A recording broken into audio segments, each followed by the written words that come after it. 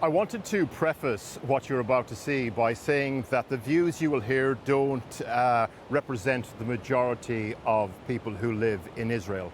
Although that said, there is some reliable polling that suggests that between 25 and 40% of the population here supports some form of settlement inside Gaza. The awful trauma of October the 7th attacks have pushed those figures towards the upper end. Also want to preface it by saying that while we were at this event, a group of protesters showed up outside. They were friends and family of hostages still being kept inside Gaza, and they were scathing about politicians on the right who they perceive are weaponizing the events of October the 7th for political reasons. Blowing bubbles as Gaza burns. This weekend, over 100 people died in the north of the Strip. And as that was happening, not far away in southern Israel, settlers held a two-day event. This whole area is one big terror cell. It has an infection. You have to take out the infection. They set out their plans for Jewish outposts inside what will be left of Gaza if they get in. Celebrated the festival of Sukkot as the smell of homes on fire wafted in from the west.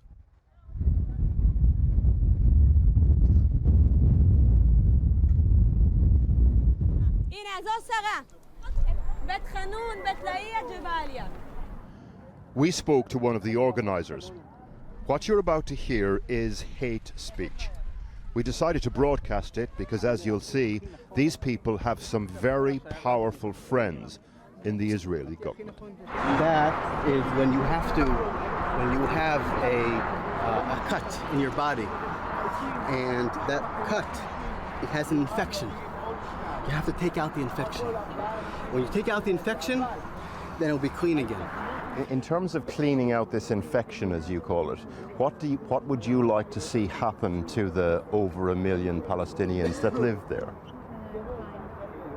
I think there are many nations, including Ireland and England, who would welcome them to come and live in their mass deportations to other countries. Yeah, just like happens in Ukraine, in Russia, and any other place in the world you have a war. Does that idea not offend? You have refugees. Does that idea of mass deportations and cleansing the wound not offend your sense of Jewishness, given your people's history? No, because when the evil is so bad, you have to do something with it to make peace with evil. That has very dark historical resonance. That sentence you've just said. In terms of Jewish people, right now, the dark I know was what would happen a year ago here in Sderot. That was very dark. That evening at the main event, settler families set up their sukkahs overlooking the Strip. There's been an exponential rise both in the number of settlements and in violence directed by them against Palestinians in the West Bank since the October the 7th attacks. These people see the war in Gaza as the ultimate supplanting of Palestinians there.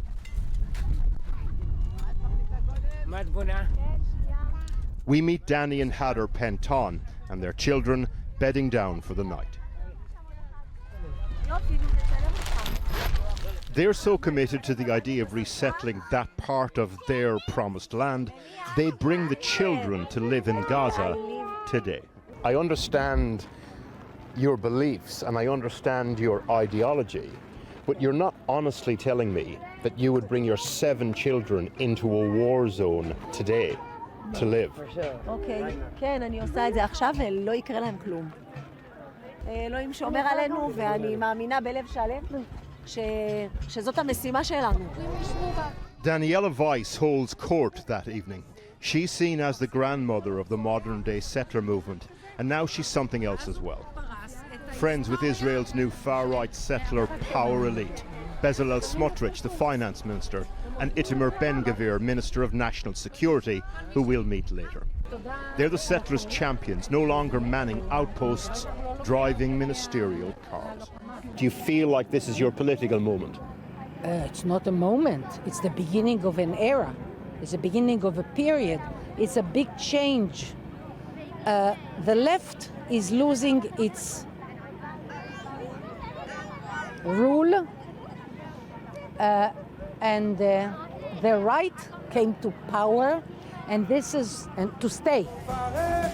The main event the following day, a showcase of political muscle.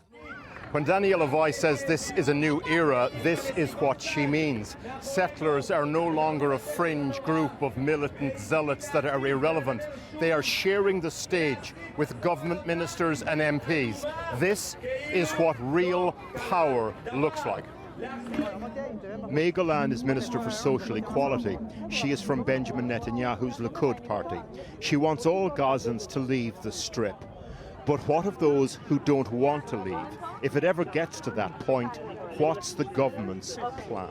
Well, I'm not talking about plans right now. So you don't have a plan for that? Just to be clear, you're bombing Gaza, but you do not have a plan to move the people who don't want to leave. I said one question, but no problem. We're doing, and we will do, everything that we need in order to protect the lives of our people, women that were slaughtered, no, I get girls that. Sorry, that were kidnapped. you said no, one question. This is still the same question. What I need to ask you is, do you have a plan? Do you have a plan to move the Gazans who do not want to leave? So you do have a plan. That just like in your democracy, these people have the right to speak their mind. They have the freedom of speech, and those people that the bomb that you just heard are the monsters that are trying to kill us for the last year. That was outgoing, actually. That was slaughtered. There's thousands of bombs, and while we're talking, there are rockets at the south and the north of our country. So you have a plan you should deal with the to fact move the that Gazans we have who don't want every to right go, to protect but you won't tell us what the plan is. Tool possible. Other politicians, the warm-up acts for Ben Gvir. Convicted of terror-related activities as a young man, now Minister for Security. The British government reportedly considered sanctions against him. Ben Gvir, British television, are you worried about British sanctions?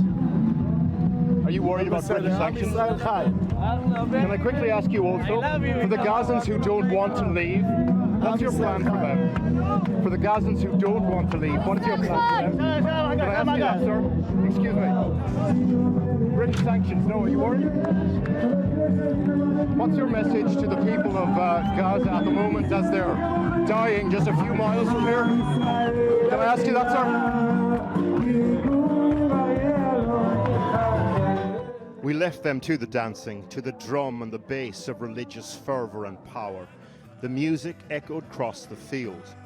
Probably didn't reach northern Gaza, drowned out there by the sounds of something else entirely.